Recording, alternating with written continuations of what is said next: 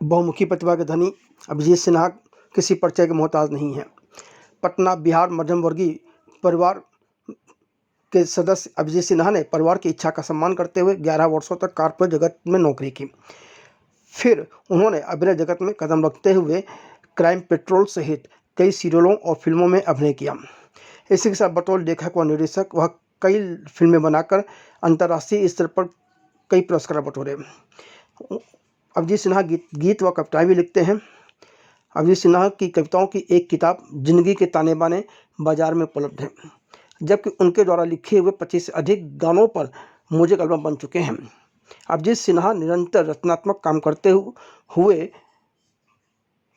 बढ़ते जा रहे हैं। फिल्मी संगम चैनल पर अभिजीत सिन्हा ने हर मुद्दे पर खुलकर बातचीत की। अभिजीत सिन्हा जी, फिल्मी संगम चैनल पर आपका हार्दिक स्वागत है। नमस्कार, धन्यवाद। अभिजीत जी, आपने MBA करने के बाद कॉर्पोरेट की नौकरी करते हुए अपने करियर की शुरुआत की थी, फिर ये फिल्मों का चस्का कैसे लग गया? फिल्मों का चस्का तो हिंदुस्तान में जन्मे हर इंसान को कभी ना कभी जरूर रहता है, और हमारे देश में हर दूसरा इंसान जो है वो क्रिकेटर या एक्टर बनने की ख्वाहिश कभी ना कभी अपने जहन में जरूर रखता है। तो ख्वाहिश बचपन से ही थी ड्रामेटिक्स में या क्रिएटिव फील्ड में जाने की, लेकिन मैं एक छोटे शहर से आता हूँ, पटना बिहार से। तो उस वक्त का जो वातावरण था चारों तरफ, ऐसा कुछ था नहीं, हमें कुछ पता नहीं था। तो वैसे ही जैसे मध्यम वर्गीय परिवार में होता है, पढ़ाई लिखाई करके नौकरी करना ही जो है सही माना जाता है, तो हमने भी वही किया। कॉर्पोरेट जॉब करते हुए 11 साल तक मैंने कॉर्पोरेट जॉब की, और कभी ऐसा दिल में जरूर था कि कुछ क्रिएटिव करना है, कुछ अलग अपने पैशन को फॉलो करना है। तो एक वक्त के बाद जब सब कुछ सेट हो गया है ना, जिंदगी थोड़ी सी आसान हो गई, तो मुझे लगा कि अपने सपनों को पूरा करने की यही एक सही समय है। तो मैंने अपनी कॉर्पोरेट जॉब छोड़ दी और मैं एक्टिंग की पढ़ाई करने चला गया। बैरिजॉन एक्टिंग स्टूडियो से मैंने पढ़ाई की, और उसके बाद थिएटर करना शुरू किया, फिर टीवी, फिल्में, और अभी तक वो जर्नी जारी है। आपका अभिनय करना ठीक ठाक चल रहा था, फिर अचानक आपने लेखन और निर्देशन में कैसे कदम रख दिया? मैंने लेखन निर्देशन इसलिए नहीं किया क्योंकि मेरे पास कोई और काम नहीं था, या मेरा काम उतना नहीं चल रहा था। काम चल रहा था और अच्छा चल रहा था, और अभी भी ठीक ठाक ईश्वर की कृपा से चल रहा है। निर्देशन की पहली बात करेंगे। निर्देशन इसलिए था कि कुछ कहानियां थी जो मुझे कहनी थी लोगों को, और पहले मैंने उन्हें बताया, दूसरे लोगों को बताया कि ये कहानियां मैं कहना चाहता हूँ, दिखाना चाहता हूँ पर्दे पे, लेकिन कोई मिला नहीं जो वो मेरे हिसाब से, मेरे तरीके से बता सकता था। तो फिर हमने एक टीम बनाई, कुछ एक्टर्स के साथ, कुछ टेक्नीशियंस के साथ, और एक छोटी सी कंपनी शुरू की, यूफोरिया फिल्म्स, और वहाँ से हमने शॉर्ट फिल्म्स बनाना शुरू किया जो ज़्यादातर इंटरनेशनल फिल्म फेस्टिवल्स के लिए होती थी, और हमारे अपने चैनल यूफोरिया फिल्म पे होती थी। लिखने का शौक अगर आप ये कहें तो मुझे लगता है कि मैं स्कूल के समय से ही लिखने का शौक था। स्कूल के समय से जर्नलिज्म मुझे जो है बहुत अट्रैक्ट करता था, और एक ऐसा समय था, 90s की बात कर सकता हूँ, जहाँ पे समाज जो है वो बहुत ही वोलेटाइल स्थिति में था। बिहार जहाँ मेरा जन्म हुआ और परवरिश हो रही थी, एक सामाजिक जो है वो एक परिवर्तन हो रहा था। तो एक आक्रोश होता है ना, जवानी का आक्रोश था। तो मैं लिखने लगा, आक्रामक लिखने लगा, कुछ अखबारों के लिए लिखने लगा। फिर ठीक है, धीरे धीरे कुछ और चीज़ों में बस गया, कविताएं लिखता था उस टाइम में भी। लेकिन फिर वो पढ़ाई के बाद, जॉब में आने के बाद एक लंबा अंतराल था जहाँ पे लिखना छूट गया। और हकीकत यह है कि 2017 में मुझे लिखने का वापस शुरू हुआ। एक समय भी मिला थोड़ा कि एक्टिंग के बाद कि मैं लिख सकता था, और स्क्रिप्ट लिखने लगा, लोगों को पसंद आने लगा, और मेरी शॉर्ट फिल्में बनने लगी। तो लिखना वहाँ से शुरू हो गया दोबारा। और स्क्रिप्ट राइटर एसोसिएशन ज्वाइन करने के बाद मैं बतौर स्क्रिप्ट राइटर अपने लिए भी और बाकी प्रोडक्शंस के लिए भी लिखता हूँ। जो आपकी पहली लघु फिल्म थी वो किस विषय पर थी, और उसका बीज कहाँ से मिला था? जो पहली लघु फिल्म थी मेरी, वो आज़ादी है, और वो अब भी यूफोरिया फिल्म्स पे है। और उसमें ये था कि एक आक्रोश है, एक इंसान में ना आक्रोश होती है, और मेरी एक आक्रोश थी कि हम हर साल 15 अगस्त को आज़ादी दिवस मनाते हैं, इंडिपेंडेंस डे मनाते हैं। और मेरी ये सोच थी कि जितने भी देश भक्तों ने या क्रांतिकारियों ने जो हमारे लिए इतना कुछ खोया है, उन्होंने इतना बलिदान दिया है, और उसके बाद ये आज़ादी मिली है 200 साल के गुलामी के बाद, ये आज की जो जनरेशन है, क्या सच में उसकी वैल्यू उन्हें पता है? क्या उन्हें पता है कि ये आज़ादी का मतलब क्या है? हम आज जो जनरेशन है, जो मेरे आसपास दिखाई देता है, वो आज़ादी दिवस को एक सिर्फ छुट्टी के रूप में मनाता है, या अगर आप ये कहें कि सिर्फ फॉर्मेलिटी के हिसाब से, कि आपने उस दिन देशभक्ति के गाने सुन लिए, देशभक्ति की फिल्में देख ली, और एक ट्रेडिशनल सा कुर्ता पहन लिया, और यहाँ पे झंडा लगा लिया, और आपने मतलब हैप्पी इंडिपेंडेंस डे विश कर दिया व्हाट्सएप पे, फेसबुक पे, नॉस्टैल्जिक, फीलिंग नॉस्टैल्जिक, एक इस तरीके की ही सोच है जो एक जनरेशन है, और मेरे जनरेशन से भी और नए जनरेशन से भी। और मेरा ये आक्रोश था कि क्या सचमुच हम आज़ाद हैं? देश में भूखमरी है, लाचारी है, बेरोजगारी है, आज भी बहुत सारी सामाजिक कुरीतियां हैं, है ना? अगर हम उससे, रूढ़िवादी कट्टरपंथी से अगर हम निजात नहीं पा पाए, और हम उससे आज़ाद नहीं हो पाए, हमारे थॉट से, हमारे विचारों से हम आज़ाद नहीं हो पाए, बराबरी का दर्जा नहीं दे पाए, जात पात धर्म भेदभाव आज भी हम उस पर ही बात करते हैं, है ना? और नारी के बारे में आपकी एक धारणा है, वो नहीं बदल पाई, तो क्या सच में आप आज़ाद हैं? ये सवाल हर किसी को अपने दिल से पूछना चाहिए, और यही उस फिल्म का मकसद था। तो इस फिल्म को किस तरह का रिस्पांस मिला, और आपने बताया कि इंटरनेशनल फिल्म फेस्टिवल में भी सराही गई, तो क्या था, क्यों लोग पसंद कर रहे थे? लोगों को जो है वो एक सवाल जो है झकझोर देता है ना? ये सवाल ऐसा नहीं है कि बहुत काल्पनिक है, ये सच्चाई है। हर किसी के दिल में कभी ना कभी आई होगी ये सवाल, है ना? और ये सवाल आपको सोचने पे मजबूर कर देता है। तो लोगों को बहुत अच्छा समर्थन मिला, लोगों को लगा कि हाँ, ये बहुत सच बात है ना?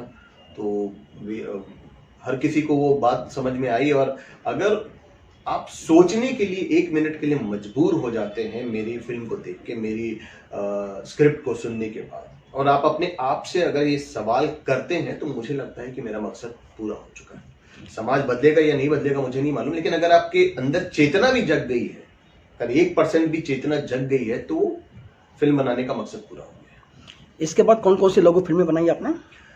उसके बाद हमने एक फिल्म बनाई थी अधूरा, जो बंगाली स्टोरी पे थी। बंगाल के एक राइटर हैं ऋत्विका बनर्जी, उनकी किताब से हमने वो कहानी ली थी, उन्होंने दी थी, और हमने उस पर बनाई थी। और उसमें हमने बंगाल में दुर्गा पूजा जो होता है, बहुत महत्वपूर्ण फेस्टिवल है, उसके साथ उस कहानी को जोड़ा था।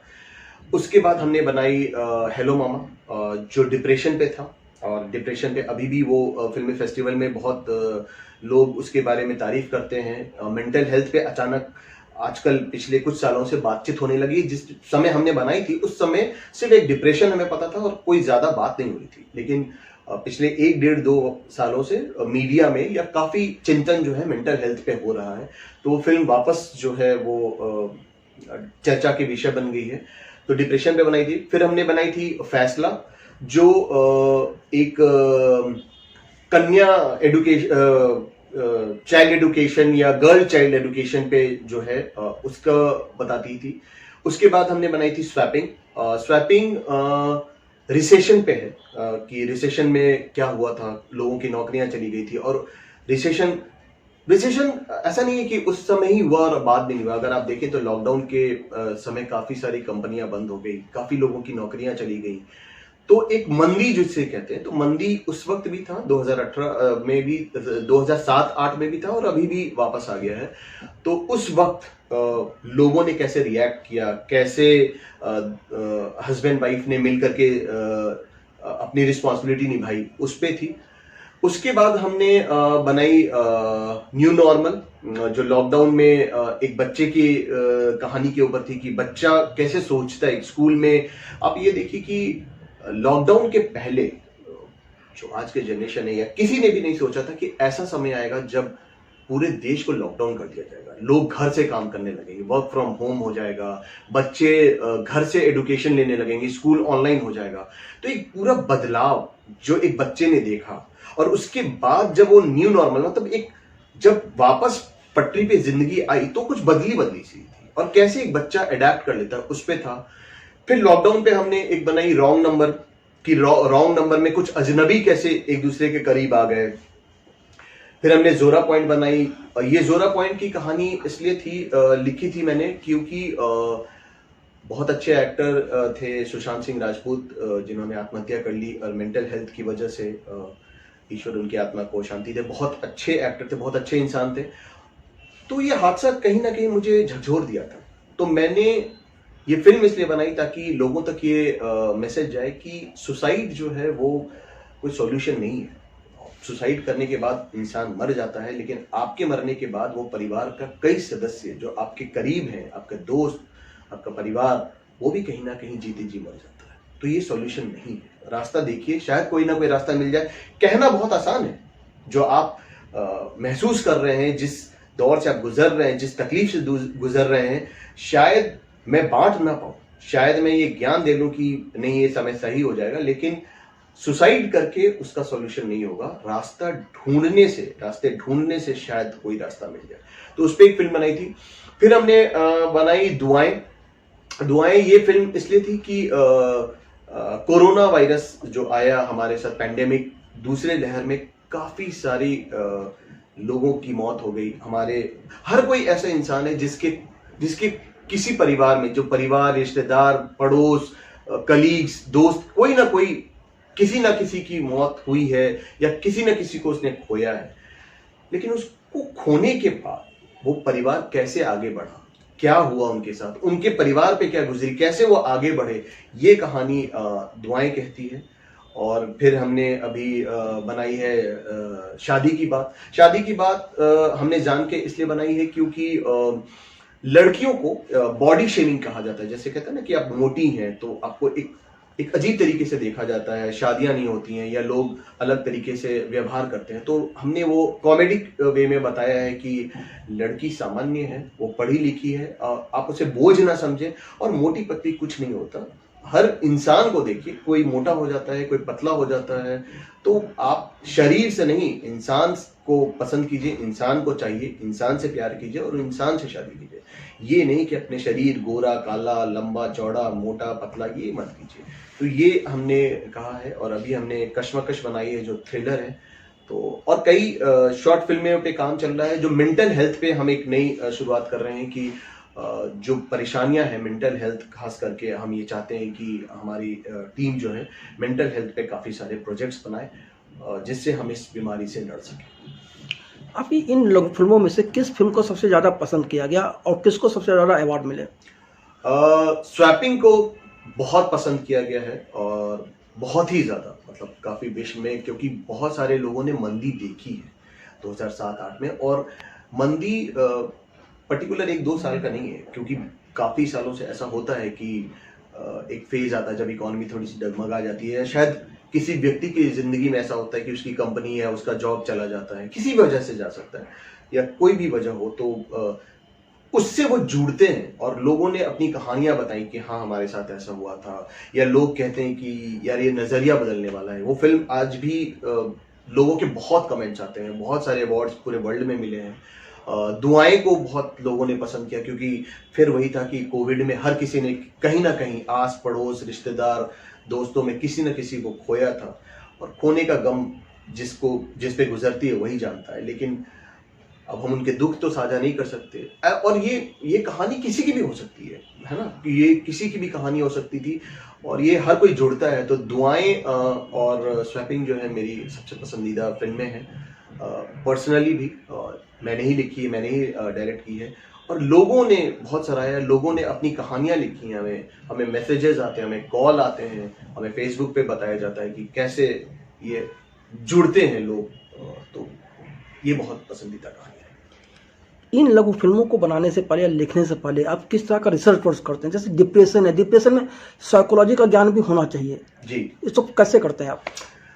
देखिए, ऑनेस्टली ये बताऊं कि मैं कुछ आर्टिकल्स जहां भी डोमेन में मिला हो इंटरनेट पे, या किसी इंसान की कहानी, जैसे डिप्रेशन ऐसी एक बीमारी है जो कहीं ना कहीं आपने देखी ही है ना, आपके परिवार में होगा, या आपके दोस्त महीम, या नेबर में होगा। लेकिन क्या है कि लोग डिप्रेशन को पागलपन से जोड़ देते हैं, है ना। वो कहते हैं कि डिप्रेशन को कोई सीरियसली नहीं लेता। आप देखिए कि कई मेरे पड़ोस में एक लड़की रहती थी जो एक अच्छी पढ़ी लिखी लड़की थी, और हमारा वो परिवार जो है हमारा काफी करीब था। लेकिन मैंने ये जो डिप्रेशन की कहानी लिखी थी वो इसी पे थी कि उस लड़की को, उस परिवार का ये था कि कहते हैं ना, बेटों पे बहुत ज्यादा ध्यान था कि लड़के तो हैं, वो हमारा गुरूर हैं, तो उन्हें पढ़ाने लिखाने भी किया, और लड़की पे ध्यान नहीं दिया। और चूंकि वो डिप्रेशन में चली गई, या उस समय था डिप्रेशन का, शायद उस परिवार को नॉलेज भी नहीं था, या उन्होंने नहीं सोचा, तो उन्होंने लगा कि इसका काम धंधे में मन नहीं लगता, या पढ़ने में मन नहीं लगता, तो ये बस वैसे ही कुछ कहती है, या ये तो पागल हो गई है। और आप यकीन नहीं करेंगे कि उस लड़की को मैं मिला हूँ, और जब वो बड़ी हो गई, हमारे साथ बचपन में थी, तो मुझे लगा कि ये पागल नहीं है ना। वो पागल नहीं थी, वो दुखी थी, वो अकेली थी, वो चाहती थी कि कोई उसे सुने, कोई उसे समझे। लेकिन उसका परिवार सुनने समझने को तैयार नहीं था, क्योंकि उसे लगता था कि ये लड़की बोझ है, इसकी शादी करनी पड़ेगी, खर्चा होगा, ये वो। और उस परिवार ने उस लड़की को पागल खाने में भर्ती कर दिया, और वो लड़की आज भी एक पागल खाने में आगरा में है, और वो परिवार दिल्ली में अपने बच्चों के साथ, अपने लड़कों के साथ है। लड़के पढ़ लिख के अच्छे बड़े अफसर बन गए, समाज में उनकी इज्जत है।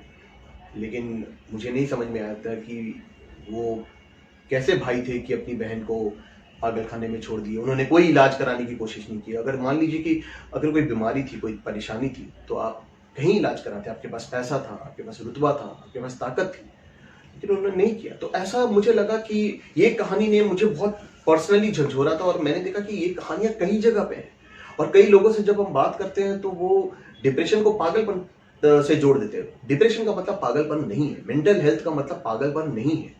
ये एक ऐसी बीमारी है जो बात करने से, जो साइकोलॉजी से, जो साइकेट्रिस्ट से मिलने से, या उससे बाहर निकलने में आप मदद करेंगे तो उससे फायदा हो सकता है। आप, और कई लोग उसे रिकवर भी करते हैं। और सबसे बड़ी बात थी जो फिल्म का मेन जो मुद्दा था कि चलिए मान लीजिए कि किसी को कोई बीमारी है, तो समाज का उसको देखने का नजरिया क्या है। आप उसे हीन दृष्टि से देखते हैं, आप उसे पागल की दृष्टि से देखते हैं, आप उसे कमजोर की दृष्टि से देखते हैं। ये मत कीजिए। और हमारा यही मकसद था कि आप जाने अनजाने में उस इंसान के साथ तो गलत कर ही रहे हैं, क्योंकि आप उसे गलत तरीके से जज कर रहे हैं जिसका वो हकदार नहीं है। तो समाज को भी ये सोचना चाहिए कि अगर आपके आस पड़ोस में कोई ऐसी बीमारी है, कोई बच्चा या बच्ची या कोई भी इंसान ऐसे किसी मुश्किल घड़ी से गुजर रहा है, तो उससे बात कीजिए, उससे सहानुभूति दिखाइए, उसे अकेला मत छोड़िए। उससे बाहर निकलने के लिए, चाहे वो परिवार के सदस्य हो, चाहे पड़ोस के सदस्य हो, मदद कीजिए। जो कर सकते हैं कीजिए। जरूरी नहीं है कि आप पैसे से ही मदद करें। आप बात भी करेंगे, दो शब्द कुछ भी सलाह देंगे, किसी के डॉक्टर के बारे में बताएंगे, ये बहुत है उसके लिए। तो ये कहानी का मूल ये मकसद है इसमें। बिहार में भोजपुरी फिल्में काफ़ी बनती हैं जी, फिर भी स्थितियाँ वहाँ सुधर क्यों नहीं रही हैं? क्या हालात है फिल्म इंडस्ट्री के? देखिए, चलन जो है वो हो चुका है कि अब कहते हैं ना, हमारे यहाँ वही है, जो चल रहा है, जो बिक रहा है, उस पे लोग धर्रे पे चल जाते हैं। अभी आप भोजपुरी फिल्म की बात क्यों करें, आप किसी भी इंडस्ट्री में देखिए, एक फॉर्मूला सेट हो जाता है। चाहे वेब सीरीज में एक क्राइम चला गया तो बनने लग गए, है ना, एक जैसी फिल्में बनने लगी, या एडल्ट कंटेंट चलने लग गया तो वैसे वेब सीरीज और फिल्में बनने लग गई। और अभी कुछ रिलीजियस चलने लगी हैं, तो एक चलता है कि हाँ ये एक फॉर्मूला हिट हो चुका है तो उस पर चलने लगेगी फिल्में, है ना। तो उसी तरीके से भोजपुरी में अनफॉर्चुनेटली ऐसा हुआ कि डुअल मीनिंग या एक तरीके का कॉमिक या एक मसाला फिल्में जिसे कहते हैं वो चल गई। और ज़्यादातर अगर आप देखें तो जो वहाँ के स्टार्स हैं वो सिंगर्स हैं। और भोजपुरी फिल्मों का एक बहुत बड़ा जो सपोर्ट फंक्शन होता है या जो मेन उनका सोल होता है वो होता है उनके गाने। और वो गाने अच्छे होते हैं, अच्छे होते हैं इन द सेंस कि वो सिंगर्स, उनकी फैन फॉलोइंग है और वो गाने चलते हैं। हालांकि मुझे बिल्कुल पसंद नहीं है जिस तरह के गाने वहां बन रहे हैं, जिस तरह की फिल्में बनती हैं, लेकिन एक बहुत बड़ी जनता उसे देखती है तो शायद उससे होता है। तो जनरली क्या होता है, रीजनल फिल्म्स के लिए या छोटे बजट की फिल्म अगर आप हिंदी में भी बनाएं तो आपको प्रोड्यूसर्स नहीं मिलते, आपको इन्वेस्टर्स नहीं मिलते। और फिल्में हमेशा मैं कहता हूँ पैसे से नहीं बनती, क्योंकि आपके पास बहुत सारा पैसा है तो अच्छी फिल्म बनाने का ऐसा नहीं है। लेकिन फिल्में बनाने के लिए आपको पैसे की जरूरत तो है ना, कुछ रिसोर्सेज की जरूरत तो है। अब कोई आपको आपके प्रोजेक्ट पे पैसा नहीं लगा रहा है, उन्हें लगता है कि यार ये आइटम सॉन्ग डाल दो, ये वल्गर चीज डाल दो तो चल जाती है, आज मैंने 2 करोड़ लगाए तो 10 करोड़ बना लेंगे, ये बिजनेस टाइप से बन रहा है। या एक तरीके का मसाला फिल्में हैं जहां लार्जर देन लाइफ आपने हीरो को दिखा दिया है, 4 गाने डाल दिए हैं, 5 कॉमेडी सीन डाल दिए है और म्यूजिक चला करके आप पैसे निकाल लेते हैं। तो शायद वो एक फॉर्मेट जो है वो सक्सेसफुल हो गया वहां और इस तरह चलते रहा। हालांकि पिछले कुछ सालों से काफी सारे जो डायरेक्टर्स हैं वहां पे जो बाहर चले गए, जिन्होंने बाहर काम किया और उन्हें लगा कि अगर आप देखें कि साउथ में कन्नड़, तमिल, तेलुगु, मलयालम ये बहुत अच्छी फिल्में बना रहे हैं, गुजराती इंडस्ट्री बहुत अच्छा करी, पंजाबी फिल्म इंडस्ट्री भी अच्छा करी है, मराठी बंगाली इंडस्ट्री भी अच्छा कर रही है। तो कहीं ना कहीं लोगों को ऐसा लगा कि हमारी रीजनल लैंग्वेज में कमी है, तो हमें उसे सुधारना चाहिए, एक इमेज बदलना चाहिए। तो कुछ लोग अच्छा भी काम कर रहे हैं। और मिथिला माखन मेरे एक बहुत अच्छे दोस्त हैं, नितिन चंद्रा, उन्होंने बनाई थी, देसवा बनाई थी, once upon a time Bihar बनाई थी। और काफ़ी सारे प्रोजेक्ट्स वो करते रहते हैं जिसमें उन्हें नेशनल अवार्ड भी मिला था।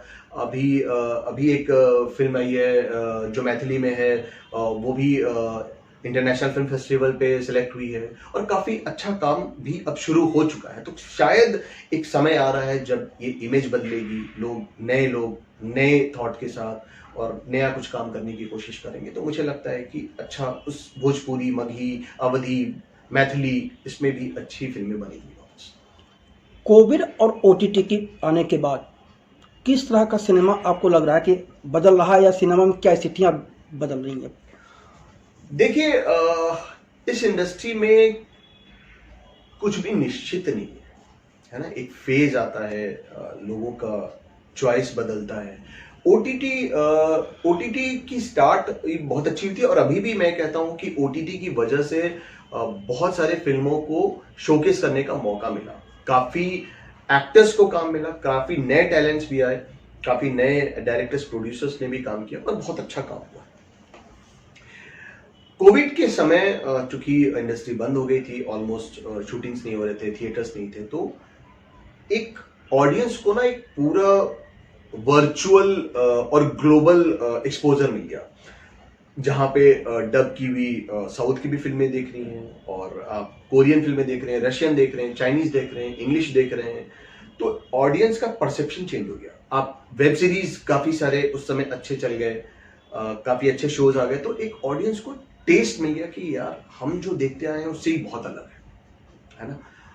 लेकिन ऑडियंस आपकी लॉयल भी है, इसीलिए आप देखिए कि RRR जैसी फिल्में चलती हैं, पुष्पा चलती हैं, बाहुबली चलती है, कश्मीर फाइल्स चलती है, ब्रह्मास्त्र भी चलती है ना। और काफी अच्छी फिल्म, काफी सारी फिल्में हैं जो थिएटर में भी जाकर के लोग देखते हैं, है ना। तो ओटीटी में ये था कि एक नई सोच के साथ वो आगे बढ़ रहे थे। और कंटेंट का जो है, राइटर का, जनरली आप देखिए इंडस्ट्री में जो राइटर्स का जो एक जमाना था जहां पे सलीम जावेद साहब का था या गुलजार साहब का था या काफी सारे राइटर्स का था, एक समय ऐसा आया कि राइटर्स को वो तवज्जो नहीं मिलने लगी जो मिलनी चाहिए थी। ओटीटी की वजह से राइटर्स का बहुत फायदा हुआ, राइटर्स को बहुत तवज्जो मिलने लगी क्योंकि कंटेंट बहुत स्ट्रॉन्ग चाहिए। अब आप कुछ भी चलता है वाले, वही बात है कि अगर थिएटर में हम फिर हिंदी फिल्म इंडस्ट्री में वो कुछ भी चलता है, मैं आपने एवरेज काम किया तो फिल्में नहीं चल रही, चाहे आप कितने बड़े भी स्टार कास्ट लेके आ जाओ। है ना। अगर आप कंटेंट चला रहे हो, छोटी फिल्में हैं, लेकिन वही है कि अभी भी परसेप्शन नहीं चेंज हुआ है कि हम छोटी फिल्मों को प्रमोट नहीं कर रहे, हम उन्हें सपोर्ट नहीं कर रहे, उन्हें थिएट्रिकल रिलीज नहीं दे रहे, हम अभी भी वही पुराने ढर्रे पे चल रहे हैं। और मुझे लगता है कि समय पे ओटीटी भी के साथ भी और थिएट्रिकल रिलीज में भी कंटेंट ड्रिवन फिल्में, अच्छी फिल्मों को सपोर्ट मिलेगा और आगे अच्छा काम। लेकिन ओटीटी के आने के बाद आपको नहीं लगता कि जो कलाकारों का स्टारडम हुआ करता था वो खत्म हो गया? दूसरी चीज़ ये हुई है कि जो फिल्म रिलीज होती जब सिनेमाघर में, रिलीज के कुछ घंटों के बाद जो कलाकार को रिस्पांस मिलता था कि उसने अच्छा किया काम या बुरा किया, जो भी किया, वो सारा ओटीटी से तो संभव नहीं है। देखिए, ओटीटी एक तरीके से न्यू नॉर्मल हो चुका है ना। आपको ये समझना पड़ेगा कि ये जो वक्त है या जो आने वाला वक्त है, अब फिल्में या हमारे इंटरटेनमेंट का जो है साधन जो है वो थोड़ा बदल जाएगा। अब ये मोबाइल फोन जो है वो आपकी जिंदगी का एक हिस्सा बन चुका है, स्मार्टफोन बन चुका है। अब इस पे स्कूल भी चल रहे हैं। 2020 में आपने देखा कि लॉकडाउन में काफी बच्चों का ऑनलाइन स्कूल इस पे चलने लग गया। तो ये एक बदल चुका है और आपके ये लैपटॉप और मोबाइल फोन का जो यही आपका थिएटर है ना। आप इसे अपने हिसाब से देख सकते हैं, लॉन्ग फॉर्मेट देख सकते हैं, 10 एपिसोड 20 एपिसोड का आप फिल्म में आधे आधे करके देख सकते हैं, अपने हिसाब से देख सकते हैं।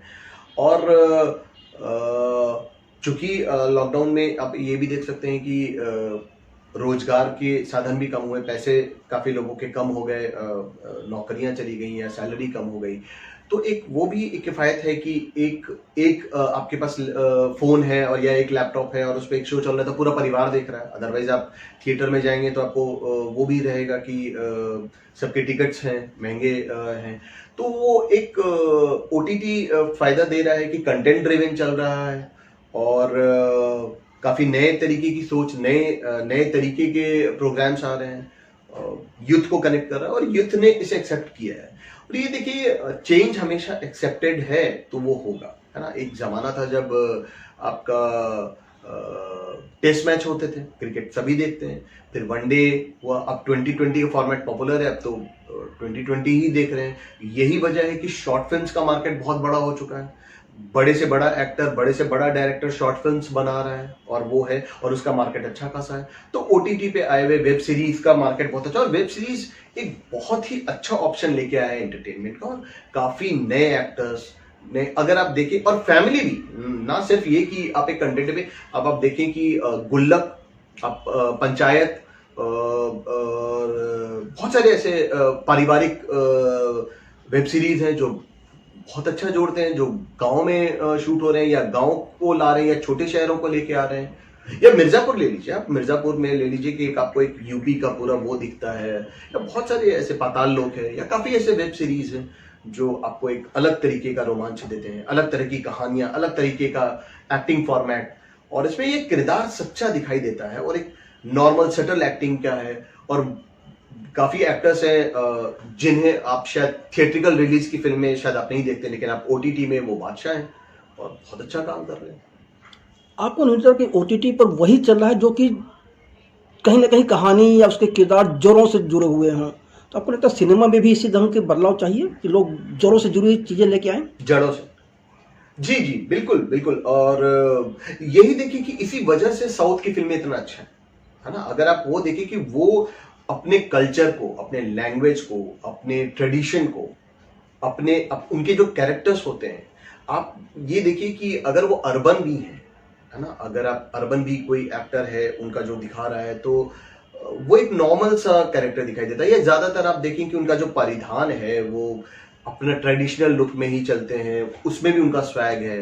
रजनीकांत साहब का अपना एक स्वैग है, वो वहाँ की जनता जिस तरीके का प्यार देती है, जिस तरह का कंटेंट लेके आते हैं, ये कंटेंट जुड़ना बहुत जरूरी है। कम से कम हिंदी फिल्म इंडस्ट्री में बहुत जरूरी है कि ये जो एक हमने ना लार्जर देन लाइफ जो बना रखी है ना, क्योंकि 80% लोग वो हैं जो मध्यम वर्गीय परिवार में आसपास छोटे शहरों या इवन बड़े शहरों में रहते हैं, वो एक नॉर्मल सी जिंदगी जीते हैं, है ना। वो वही चावल दाल खाते हैं, वो रोज बिरयानी या पिज्जा तो नहीं खाते ना।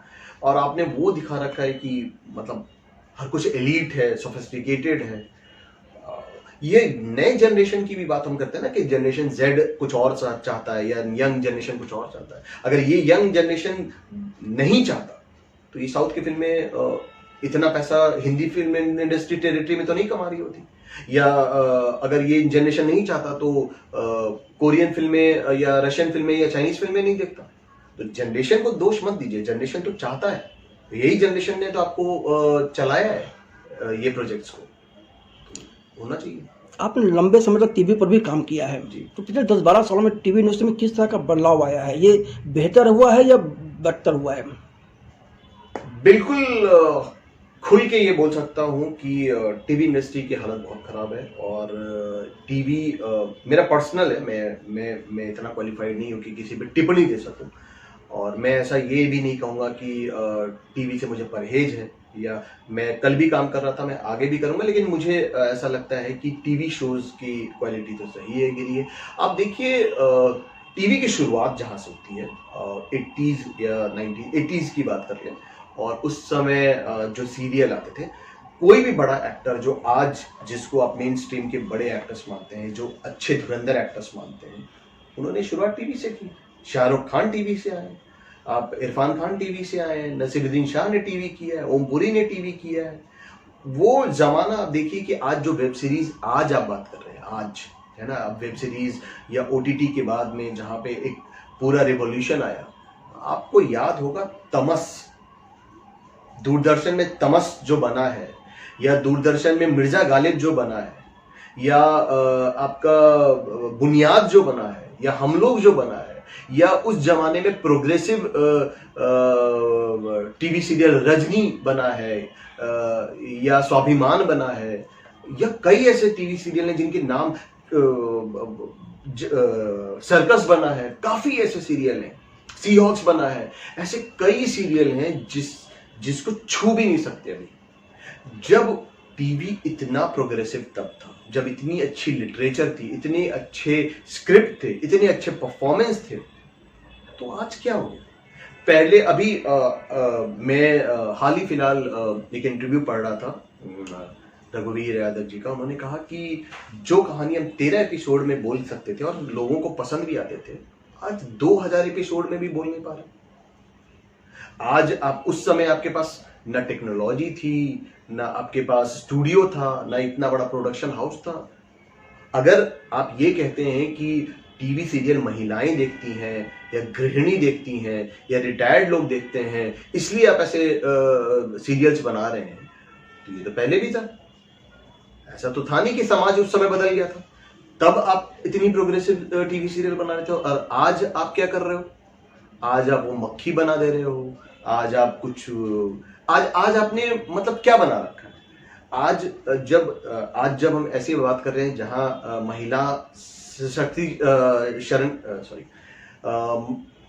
वुमेन एम्पावरमेंट की बात कर रहे हैं, और हम ये क्या कर रहे हैं? आपने उसे सिर्फ शोकेस बना के रख दिया है। आज आपकी कहानियों का दौर इतना गिर चुका है कि अभी तक लॉकडाउन के बाद देखिए कोई भी टीवी सीरियल 6 महीने से ज्यादा टिक कहां रहा है, और जो चल रहा है बस उसे खींच रहे। पता नहीं, मुझे आज तक समझ में नहीं आया कि ये कौन से लोग हैं जो इसे पसंद करते हैं। क्योंकि मेरी जान पहचान के, मेरे रिश्तेदार, दोस्त, नेबर, जिस किसी को मैं पूछता हूँ कहते कि यार टीवी मजा नहीं आ रहा। तो ये कौन लोग हैं जो देखते हैं, किसके लिए ये बनाते हैं? मेरे तो आसपास में दिखाई नहीं देता, और ना ही मैंने किसी से सुना है कि हाँ मुझे तो वो टीवी सीरियल बड़ा अच्छा लगता है जो आज बना रहे हैं। कुछ प्रोड्यूसर्स हैं, और इसमें सबसे बड़ी प्रॉब्लम ये है, टीवी इंडस्ट्री में खास करके 2 से 3 बड़े बड़े प्रोड्यूसर्स हैं जिनके 10 से 12 टीवी सीरियल चल रहे हैं, और इनकी एक सोच है, और ये सोच ये पूरी जनता पे थोपना चाहते हैं। उनको लगता है कि ये कहानी ऐसे चलनी चाहिए, या ये कहानी चलनी चाहिए, या ये नाच गाना, या शादी ब्याह, या ये किचन पॉलिटिक्स दिखाना चाहिए, और ये वो दिखा रहे हैं। और इन्होंने ऐसा बना दिया है कि भाई यही लोगों को पसंद है, मुझे नहीं मालूम। अब चूंकि चैनल्स को भी चलाना है, और इनका स्टेक बड़ा लगा हुआ है, बड़े प्रोड्यूसर्स, इनके 6-6, 8-8, 10-10 सीरियल हैं, तो शायद ये बिजनेस पॉइंट ऑफ व्यू होगा, लेकिन मुझे बहुत अफसोस लगता है। और मुझे ऐसा लगता है कि शायद टीवी कभी बदलेगा। और आज भी कभी कभी जब हम काम करते हैं तो कुछ अच्छे सीरियल्स बनते हैं, ऐसा नहीं है कि लोग अच्छा काम नहीं करना चाहते, लेकिन उनको सपोर्ट नहीं मिलता। ये जो टीआरपी सिस्टम आ गया है ना, मुझे लगता है सबसे बड़ा जड़ ये है कि टीआरपी पहले भी था, चैनल्स पहले भी थे, लोग तब भी थे, कहानियां तब भी थी, राइटर तब भी थे, एक्टर्स अच्छे परफॉर्मेंस तब भी करते थे, लेकिन आज आप टीआरपी का जो आप टीआरपी बोलते हो, अब आपके पास 1%, -1 या पता नहीं क्या है, आपका 2-4 इसके हिसाब से चल रहा है, और इस पे आप ये कहानियां खींच रहे हैं। और ये होता ना कि जो फाइनाइट सीरीज होती थी वो 50 एपिसोड, 55 एपिसोड, 75 एपिसोड, 150 एपिसोड, ये जो एक चलन हो गया ना कि 2000 एपिसोड, 5000 एपिसोड, 15 साल का सीरियल, ये कहाँ, ये तो मतलब वैसे ही होगी कि रोज आप लिख रहे हो, रोज दिखा रहे हो, तो आपके अंदर में वो लाइन एंड लेंथ तो खत्म ही हो चुका है ना। आप मतलब बस खाना पूर्ति किए जा रहे हो, तो इस तरीके से आप क्वालिटी गिरा रहे हो। आपकी कहानी का एक दरिया होना चाहिए, आपका एक जायरा होना चाहिए कि भाई कहां से कहां तक, ये कहानी कहां शुरू हुई थी, कहां खत्म हो रही है, ये अचानक से कुछ और हो जाता है, कुछ नया, कुछ नेगेटिव, कुछ पॉजिटिव, पता नहीं क्या है, खुद कंफ्यूज हैं, लोगों को कंफ्यूज कर रहे हैं आप। और मुझे लगता है कि अगर आपको लोगों की टेस्ट जाननी है तो आप सच में रिसर्च कीजिए और अच्छी चीजें लाइए। अच्छी चीजें किसी को खराब नहीं करती, अच्छी चीजें दिखाएंगे, अच्छी चीजें देखेंगे, लोग देखना चाहते हैं, तो ये है। पिछले कुछ दिनों से आप गीत भी लिख रहे हैं, काफ़ी आपके म्यूजिक वीडियो आ गए हैं, तो ये गीत लिखने की प्रेरणा कहाँ से मिली और कौन कौन से गीत लिखे हैं आपने? कि ये सच्चाई है, ये लॉकडाउन की देन है। ये लॉकडाउन की देन इसलिए है कि 2020 में ये हुआ कि लॉकडाउन हो गया और सारी शूटिंग्स बंद हो गई, और शूटिंग्स बंद हो गई तो हम जैसे एक्टर्स भाई क्या करें, है ना। तो 2020 तो बस ऐसे ही सोच में निकल गया कि क्या करें। तो बहुत पहले, करीब 20-25 साल पहले एक कविता लिखी थी जो मुझे लगती थी कविता कभी नहीं, वो मुझे कुछ और ही दिखता था। और मैंने चूंकि मैं शॉर्ट फिल्म्स बनाता था और काफ़ी सारे म्यूज़िक कंपोजर्स, सिंगर्स, म्यूजिशियंस मेरे साथ काम करते हैं मेरी टीम में, तो मैंने एक कंपोज़र है स्वानंद जी, उनको मैंने दिखाया और मैंने कहा कि ये पता नहीं कुछ तो भी लिखा है मैंने, आपको क्या लगता है। तो उन्होंने पहली बार पढ़ के बोला ये तो बहुत अच्छा गाना है। मैंने कहा सर 1995 में लिखा था, तब तो मुझे लिखना नहीं आता था, ये गाना कैसे हो सकता है। बोले नहीं ये गाना है। मैंने कहा अच्छा, हमें पता ही नहीं था कि इतने साल पहले मैंने गाना लिखा था, वो गाना भी लिखा जा सकता था। तो मैंने कहा ये बनेगा। बोले हाँ। तो फिर उन्होंने उस पर लिखा गाना, वो पल करके मेरा पहला गाना आया था, और अगस्त 2021 में पहला गाना था। काफ़ी अवार्ड्स भी मिले मुझे, बेस्ट लिरिसिस्ट का भी अवार्ड मिला उसके लिए। और उसके बाद मुझे लगा कि ठीक है, तो मैंने 1-2 गाने और लिखे और वो भी बनने लगे, और ईश्वर की कृपा से 1 साल में 8 गाने रिलीज हो चुके हैं और काफ़ी पसंद भी किए गए हैं, और 7 गाने और दिसंबर तक रिलीज होने के हैं। मैंने पिछले 1-1.5 साल में करीब 70-75 गाने लिखे हैं, और अब भी लिख रहा हूँ। जब भी मौका मिलता है, जब भी कोई काम आता है तो लिखना जारी है, और सब पे गानों पे बात चल रही है। तो गाने लिखा जा रहे हैं और लोगों को पसंद आ रहे हैं, म्यूजिक कंपोजर्स को पसंद आ रहे हैं, सिंगर्स को पसंद आ रहे हैं, लोग पसंद कर रहे हैं, तो ईश्वर की कृपा है, चल रहे हैं। इन गानों की प्रेरणा कहाँ से मिलती है? क्या सूत्र होता है कि आप उस लिखते हैं गाना? कोई निजी जिंदगी का अनुभव होता है या क्या? हाँ, नहीं, हमेशा जिंदगी का अनुभव तो नहीं होता। ऑनेस्टली ये भी है कि ये जो फील्ड है राइटर की या एक्टिंग की या लिरिसिस्ट की या पोइट्री की, वो ज़्यादातर ऑब्जर्वेशन पे है ना। ज़रूरी नहीं है कि दर्द है तो आपके साथ दर्द हुआ हो, आपने आस पड़ोस कहीं देखा हो, जिंदगी में कहीं ना कहीं वो कभी हुआ हो, तो वहां से वो पात्र जो है वो आपके आसपास ही कहीं होते हैं आपकी जिंदगी में। कई बार आपको याद भी नहीं होते कि वो थे। और कई गाने तो होते हैं जो जिंदगी का एक जो अनुभव है उससे याद करके हम उसे बनाते हैं, एक कहानी बना देते हैं, तो वैसे होता है। और कई बार म्यूजिक कंपोजर आते हैं तो उनकी कहानी होती है, उनका एक थॉट प्रोसेस होता है कि वो क्या कहना चाहते हैं, वो क्या सोचते हैं। या कई बार अभी क्या होता है कि अब जो काम चल रहा है वो धुनों पे चल रहा है, धुन पहले बनते हैं और गाने बाद में लिखे जाते हैं। कुछ गाने ऐसे होते हैं जो पहले लिखे होते हैं और वो बाद में बनते हैं। तो अगर आपने पहले लिखा है तो आपके आपके थॉट्स हैं, आपकी यादों से, या आपके कोई किरदार, या को कोई घटना, या कुछ आपने देखा हो और आपने इम्प्रोवाइज किया हो, या आपने वो सोच के लिखा हो, तो एक अलग बात है। लेकिन अगर आपके कंपोजर आ रहे हैं और या सिंगर आपको लगता है कि उसकी एक कहानी है और उसकी कोई फीलिंग है, तो उस हिसाब से हम धुन के हिसाब से और उनकी कहानी के हिसाब से वो गाने गाते हैं। इसके बाद की क्या योजना है? योजना बस ये है सर कि क्रिएटिवली अपने आप को मैं हमेशा एक्टिव रखना चाहता हूँ और इसमें सबसे एक्टिंग तो है ही, बतौर एक्टर मैं काम कर रहा हूँ इतने सालों से और एक्टर ही मेरा बनने का प्रोफेशन भी है, मैंने चुना भी है और एक्टिंग करते रहना जब तक जीऊंगा। जो भी कुछ और क्रिएटिवली कर सकता हूँ अपने आप को इंगेज रखने के लिए, जैसे डायरेक्शन हुआ, प्रोडक्शन हुआ, स्क्रिप्ट राइटिंग हुई, ये जब भी वक्त मिलता है मैं कर सकता हूँ, मुझे मज़ा आता है करने में। या लिरिक्स लिखना हुआ वो लिखने का है। लिखने का शौक काफ़ी साल पहले से था जो मैंने बताया, और वापस लिखने का शौक हो गया है और लिख पा रहा हूँ। माँ सरस्वती की कृपा है और ईश्वर की कृपा है कि लिख पा रहा हूँ, अच्छा लिख पा रहा हूँ, तो लिख रहा हूँ। पोइट्री काफ़ी एक्टिवली मैं लिख रहा हूँ, क्रिएटिव राइटिंग और पोइट्री। एक किताब हाल फिलहाल ही रिलीज हुई है, जिंदगी के ताने बाने, मेरी हिंदी कविता की संग्रह है जो रिलीज हुई है 1 महीने पहले। इसके अलावा अंग्रेजी में काफ़ी कविताएं मैं लिखता हूँ जो इंग्लिश एंथोलॉजीज हैं पूरे वर्ल्ड में अलग अलग जगह पे। अभी इंग्लैंड, नेपाल और यूएस में मेरी किताब छपेगी। एंथोलॉजी होती है जो करीब 20-25 पोएट के साथ मिला करके एक कविता की संग्रह बनती है एक पर्टिकुलर थीम पे। उसे इंग्लिश पोइट्री एंथोलॉजीज कहते हैं, जिसका मैं को ऑथर हूँ। 4 रिलीज हो चुके हैं, पब्लिश हो चुके हैं एंथोलॉजीज, और 5 और दिसंबर तक पब्लिश हो जाएंगे। और इसके अलावा क्रिएटिव राइटिंग लिखता हूँ, कॉलमनिस्ट हूँ मैं। कुछ मैगजीन्स हैं, जर्नल्स हैं, लिटरेरी जर्नल्स हैं, लिटरेरी सोसाइटीज़ हैं जिनके लिए मैं लिखता हूँ।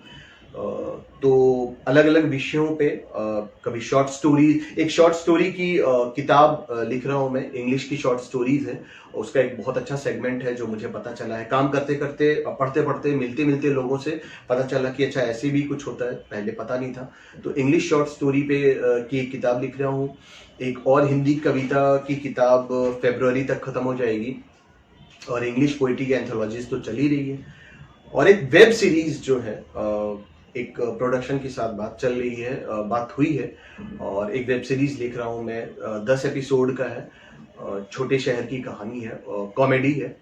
तो जैसे गुल्लक या आपने पंचायत देखी होगी, उसी तर्ज पे वैसी एक कहानी जो है मैं लिख रहा हूँ। मैंने ये नाम इसलिए लिया क्योंकि ये दोनों वेब सीरीज मुझे बहुत पसंद है। बहुत ही अच्छी तरीके से लिखा गया है, बहुत ही सुंदर से फिल्माया गया है, बहुत ही सादगी और सफाई है इस काम में। इसलिए मुझे कोई शर्म नहीं है या कोई हिचक नहीं है कि मैं अच्छे काम का उनके डायरेक्टर्स, उनके राइटर्स को धन्यवाद देना चाहता हूँ कि वो बहुत इंस्पायर कर रहे हैं। और मैं तो हर किसी से इंस्पायर होता हूँ। कोई अच्छा एक्टर होता है, भले उसने छोटा सीन किया हो, भले वो स्टार ना हो, एक अच्छा राइटर हो, एक अच्छा पोएट हो, अच्छा लिरिसिस्ट हो, अच्छा म्यूजिक कंपोजर, सिंगर हो, मुझे लगता है कि सीखने के लिए बहुत है।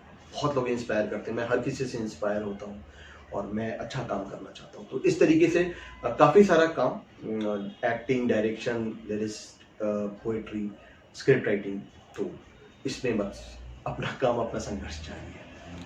अभिजीत जी, फिल्म संगम से बात करने के लिए आपका बहुत बहुत धन्यवाद। शुक्रिया।